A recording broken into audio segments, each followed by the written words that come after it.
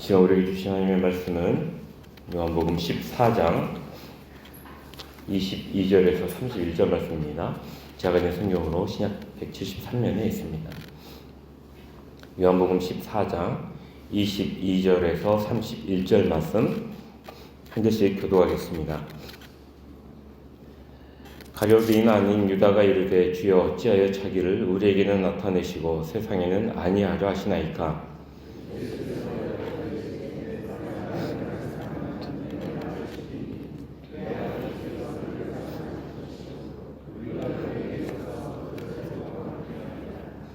나를 사랑하지 아니하는 자는 내 말을 지키지 아니하나니 너희가 듣는 말은 내 말이 아니요 나를 보내신 아버지의 말씀이니라.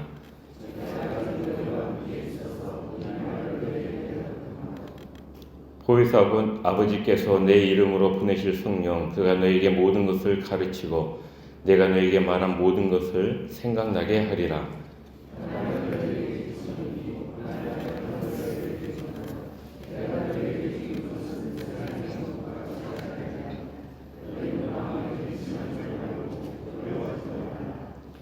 네가 갔다가 너희에게로 온다 하는 말을 너희가 들었나니 나를 사랑하였더라면 내가 아버지께로 감을 기뻐하였으리라. 아버지는 나보다 크심이라.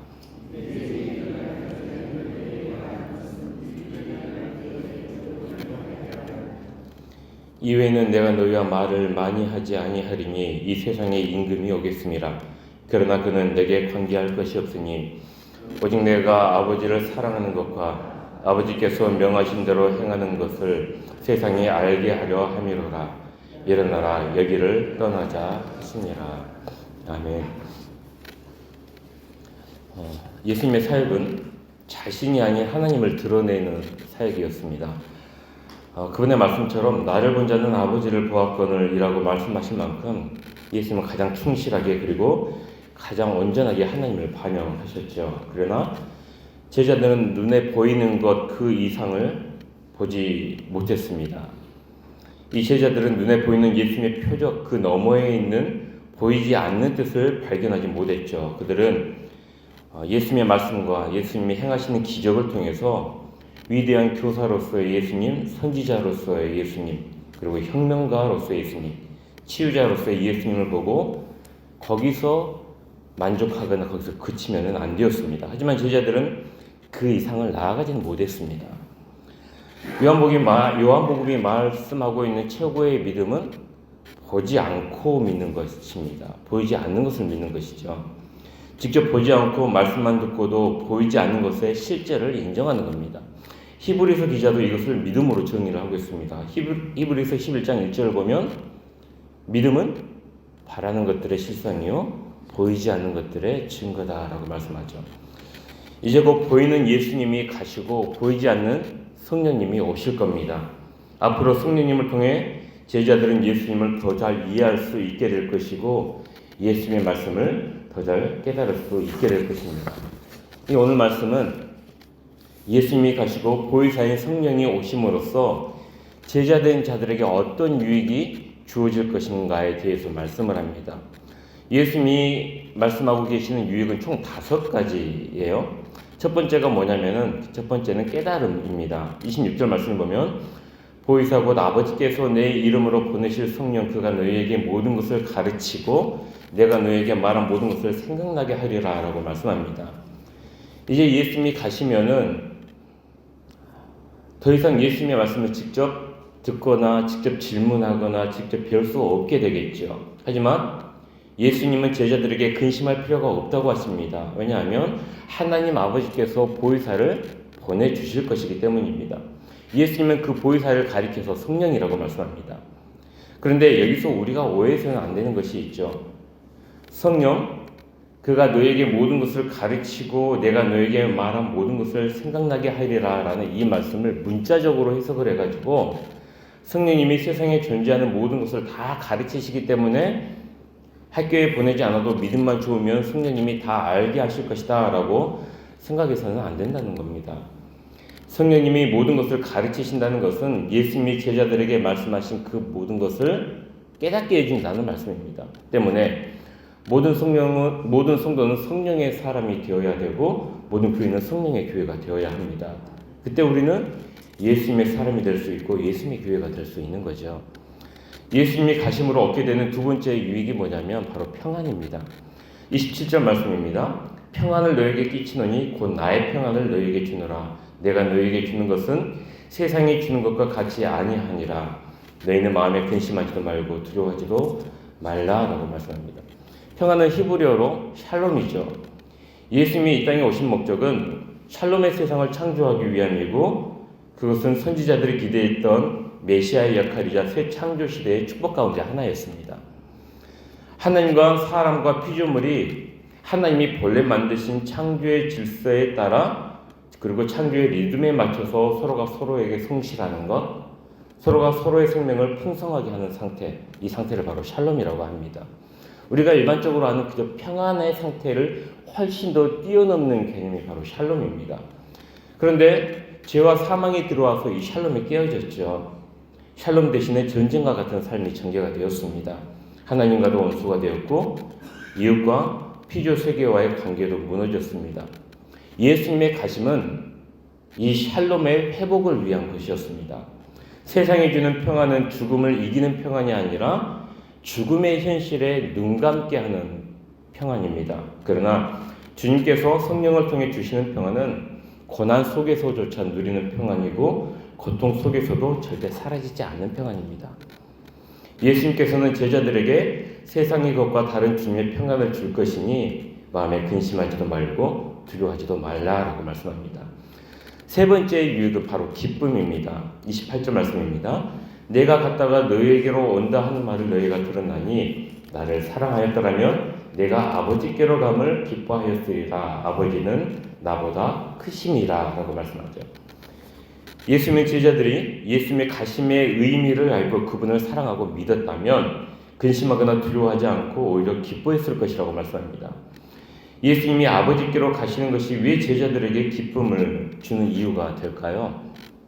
그것은 하나님 아버지가 예수님보다 크시기 때문입니다. 성부, 성자, 성령 삼위 하나님 사이에는 질서가 있습니다. 예수님보다 더 크신 성부 하나님께서 예수님을 살리실 것이기 때문에 예수님의 죽음이 실패나 패배가 되지 않고 놀라운 승리가 될 수 있다는 겁니다. 때문에 예수님의 가심은 하나님께도 그리고 예수님 자신에게도 영광을 얻으시는 길이 되고 그분을 믿는 우리에게도 구원의 길이 됩니다. 그러니 제자된 자들이 기뻐할 수 있는 거겠죠. 네 번째 유익은 믿음입니다. 29절 말씀입니다. 이제 이 일이 일어나기 전에 너희에게 말한 것은 이 일이 일어날 때에 너희로 믿게 하려 함이라 라고 말씀합니다. 요한복음은 예수님이 하나님의 아들 그리스도이심을 믿게 하기 위해 썼다고 저자는 밝히고 있습니다.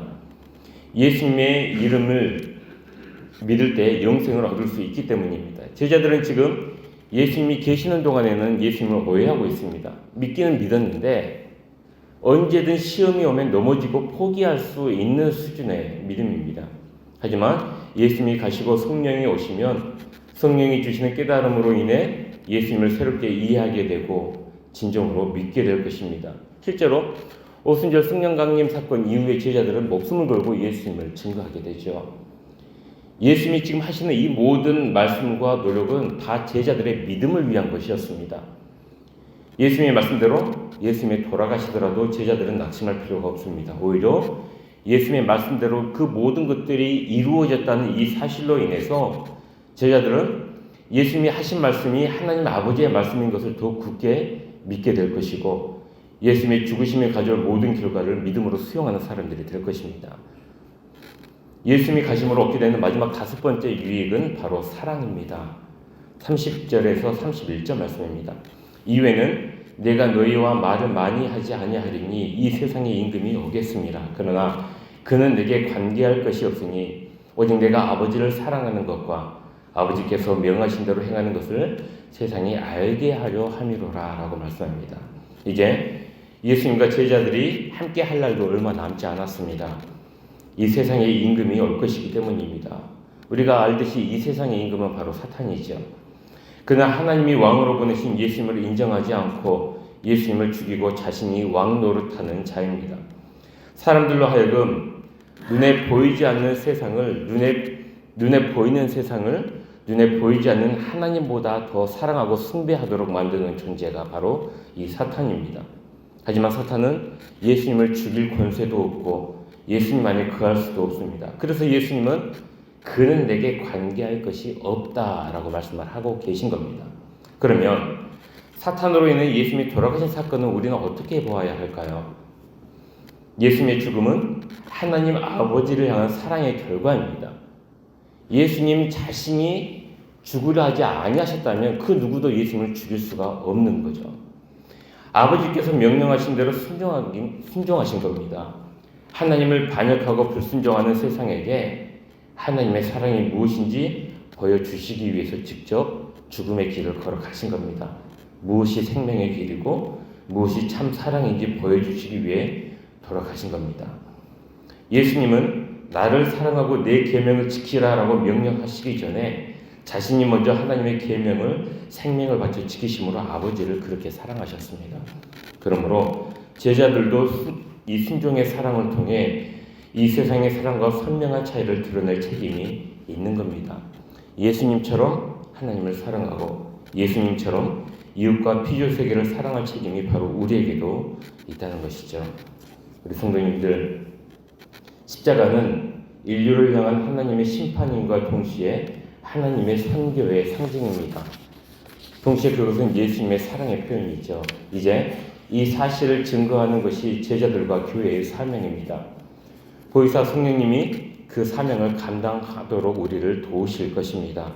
우리는 성령님을 통해 말씀을 깨달을 수 있고 참된 평안을 누릴 수 있고 구원의 감격으로 기쁨의 삶을 살아갈 수 있습니다. 그리고 더 깊은 믿음을 가질 수 있고 하나님과 이웃과 피조 세계를 진실하게 사랑할 수 있습니다. 이 모든 것이 바로 우리 안에 성령님이 계시기 때문입니다.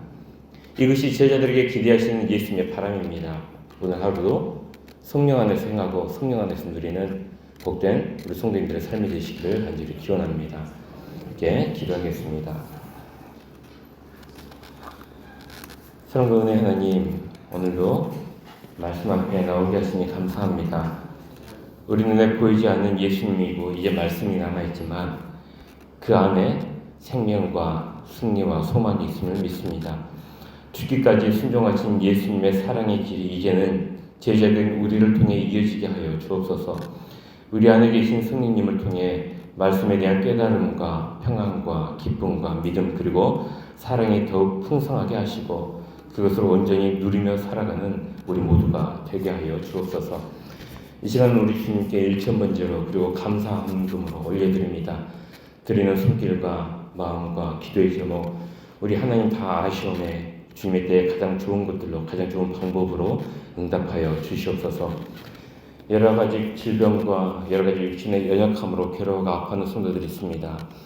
인간의 힘으로 할 수 없을지라도 그 모든 것들이 가하신 우리 하나님께서 머리끝부터 발끝까지 성도의 삶과 성도의 아픔을 치유해 주시고 만져 주시옵소서. 또한 각자가 처한 상황에서 여러 삶의 문제 해결을 위해 기도하는 이들이 있습니다. 그 모든 여러 삶의 문제들이 주님 안에서 해결함을 받을 수 있도록 도와주시옵고 자녀의 아픔과 곤울고 기도하는 모든 부모님들의 간과 눈물을 기억하신 우리 하나님께서 그 기도와 간구가 응답받을 수 있도록 주님의 은혜를 더하여 주시옵소서. 우리나라를 불쌍히 여겨주시되 옛날에 주님의 정의와 공의와 상식과 질서가 올바로 세워지게 하여 주옵소서. 계속해서 담임 목사님 천빙을 위해 기도합니다. 하나님께 참으로 합당한 목사님, 하나님을 사랑하고 성도들을 사랑으로 양육하고 보살피는 참 좋은 목사님 보내주시옵소서. 그래서 모든 성도들이 기쁨과 감사함으로 신앙생활을 잘 이어갈 수 있도록 함께하여 주옵소서. 감사드리며 우리 주 예수 그리스도 이름으로 기도합니다. 아멘.